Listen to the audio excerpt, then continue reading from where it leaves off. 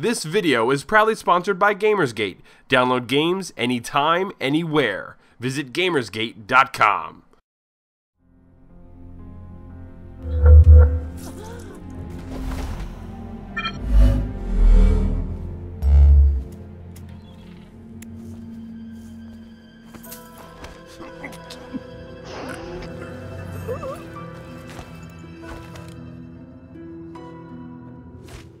After what felt like a near extinction, the stealth genre has made a remarkable comeback this year.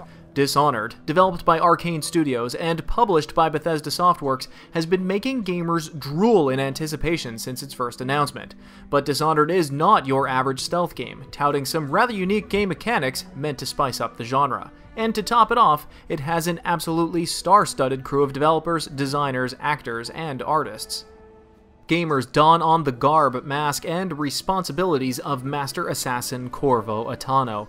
Unjustly hunted for a crime he didn't commit, Corvo is out to save his loved ones and overturn a corrupt regime by making key officials disappear from the steampunk Victorian city of Dunwall.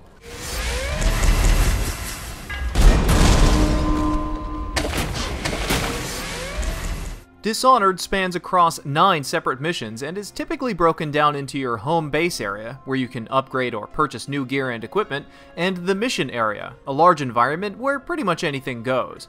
While in the open areas, Corvo can move about brazenly on foot, or he can crouch and move through the shadows and hidden passageways, courtesy of his first-person parkour skills, and a unique magical ability called Blinking.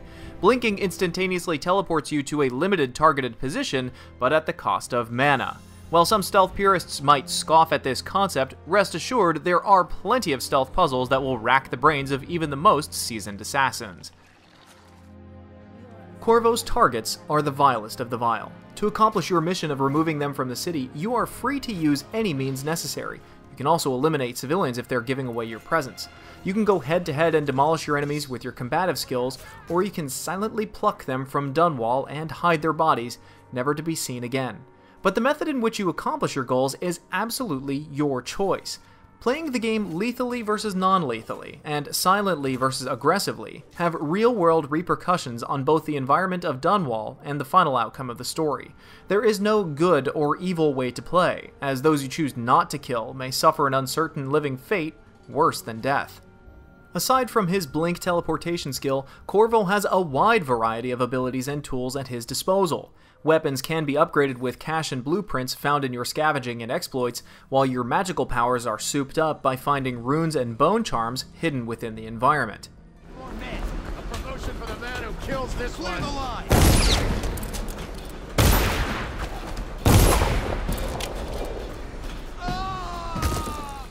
His pistol is loud but effective in close combat, while his crossbow can silently eliminate enemies from afar. Corvo can also effectively use grenades for clearing out large groups of soldiers, or he can use one of our favorite gadgets, the razor wire landmines that instantly dismember their victims.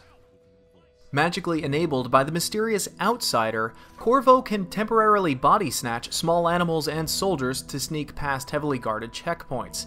He can also command strong gusts of wind to throw his enemies aside, and what is sure to be a fan favorite, he can call forth an infected, carnivorous, and ravenous pack of rats to devour his enemies alive and neatly eliminate all signs of a body.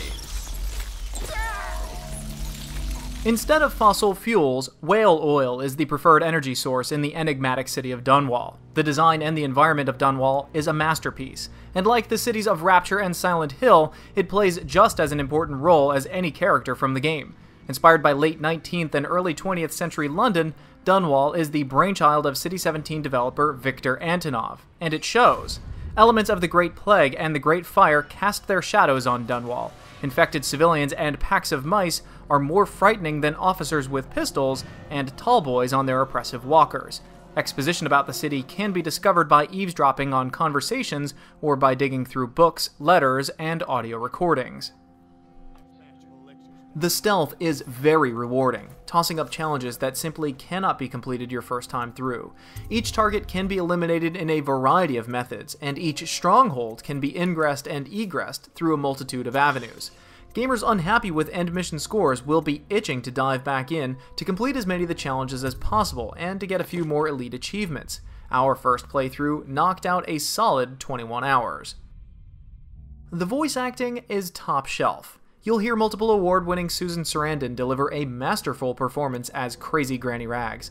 Lord of the Rings trilogy and Deadwood's Brad Dourif will perform as the meticulous inventor, and you won't have to try hard to hear the voices of Star Wars' Carrie Fisher, Game of Thrones' Lena Headey, Reservoir Dogs' Michael Madsen, John Slattery of Mad Men fame, and Kick-Ass's Chloe Grace Moretz. But Dishonored is not without its setbacks. Stylistically, Dishonored is wonderful, making good use of some nice water and lighting effects, but graphically, we were a little disappointed by some of the game's lower resolution textures, even set at maximum resolution and all effects fully enabled. The problem becomes more apparent when looking at characters' hands, and occasionally surfaces when there is too much action on the screen. The game's HUD takes up more screen real estate than is necessary, especially considering it is only showing off a health and mana bar. On PC, the mouse and keyboard controls are mapped slightly awkwardly by using the left control to block and choke someone out. However, for those last two annoyances, gamers can remap the controls, have the HUD activate situationally, or turn it off altogether through the game's options. And finally, we wish that by increasing the game's difficulty, it would have also increased some of the soldiers' sometimes too narrow peripheral vision. We were happy to see a very extensive list of PC options, including field of vision controls, and for those wondering about stability issues, we never encountered a single crash from beginning to end, and the game ran at a blazing average of 120 frames per second. In what could have been death by committee, Dishonored is a triumph of cooperation. For all of you stealth nuts out there, this is an easy purchase to recommend, just don't be afraid to jack the difficulty level up. If you're new to the stealth genre, Dishonored's play-as-you-please method works very nicely, and might encourage you to try to be sneaky once in a while. Simultaneously, it also encourages stealth junkies like us to let our hair down and chuck a grenade or two. From the posh parties to the infested and criminally inhabited slums, the city of Dunwall is mesmerizing. The mixed gameplay of magic and stealth of Dishonored is absolutely rewarding. We feel like Dishonored only scratches the surface for what can be done with both, and we're anxiously awaiting to see if Dishonored will birth a sequel.